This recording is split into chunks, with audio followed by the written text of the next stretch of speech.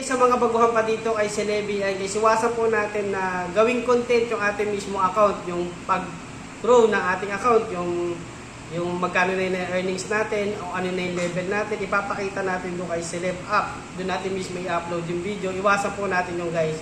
Mas maganda i-upload nyo sa YouTube, sa Facebook, o kaya sa TikTok. Doon na lang po i-upload.